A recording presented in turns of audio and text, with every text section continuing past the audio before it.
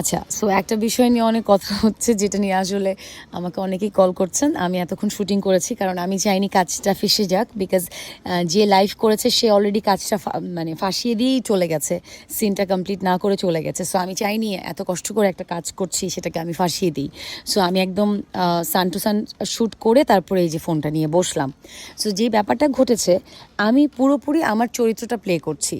আমি এমন একটা চরিত্র প্লে করছি যেটা কি না স্পেশাল চাইল্ড, একজন অটিস্টিক আমরা যাকে বলি, এবং তার চরিত্রের প্রয়োজনে সে মারতে পারে, মানুষকে কামড় দিতে পারে, পানিতে চুবিয়ে মেরে ফেলতে পারে, অনেক এরকম ঘটনা ঘটাতে পারে।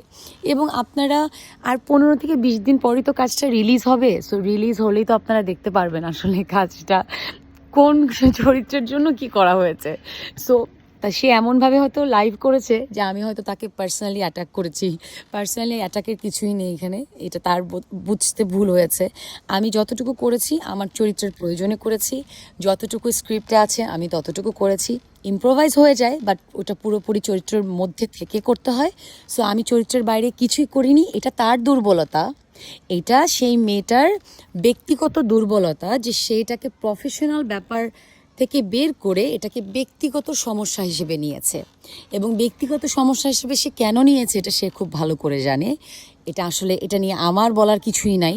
এবং সবচেয়ে বড় কথা, এখানে আমাদের সিনিয়র আর্টিস্ট আছেন, এখানে আমাদের ডিরেক্টর আছে, এখানে পুরো টিম আছে। তারা দেখেছে, তারা জানে যে আসলে কতটা প্রফেশনালি প্রতিটা মানুষ এখানে কাজ করছে।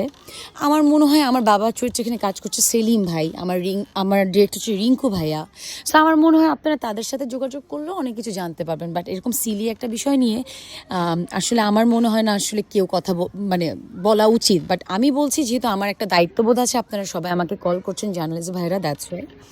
অ্যান্ড আরেকটা জিনিস বলতে চাই,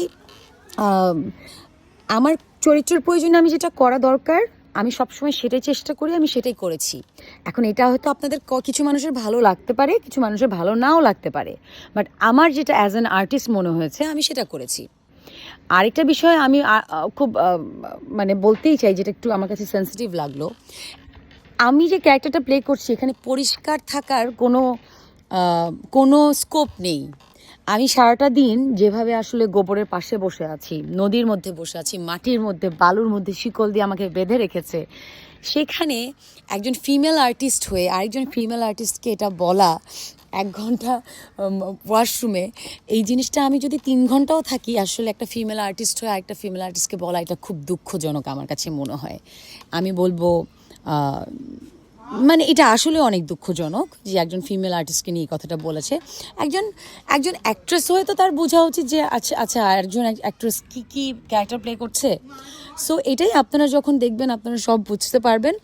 বাকিগুলা তো সব আমি বলবো যা যা বলেছে, আমার এখানে অনেক মানুষ আছে টিমে। সো জিনিসগুলো তো ইন্টেনশনালি তার বলা কিনা আমি জানিও না, এটা ব্যক্তিগতভাবে কোনোভাবে আক্রমণ করা কিনা সেটাও আমি জানি না। কারণ তার মুখ থেকে আমি যেগুলো শুনতে পেলাম বা আমি জানলাম, সেগুলো তো আরও টিম মেম্বার যারা আছে তাদের মুখের কথা তো আসলে কারোই না। সো ওই জায়গা থেকে বলবো এটা পুরোপুরি ব্যক্তিগত একটা আক্রমণ, আর কিছুই না। সো কাজটার জন্য আমরা অনেক কষ্ট করেছি। কাজটা যখন মানুষ দেখবে মানুষের কাছে আরও ক্লিয়ার হবে। Thank you so much.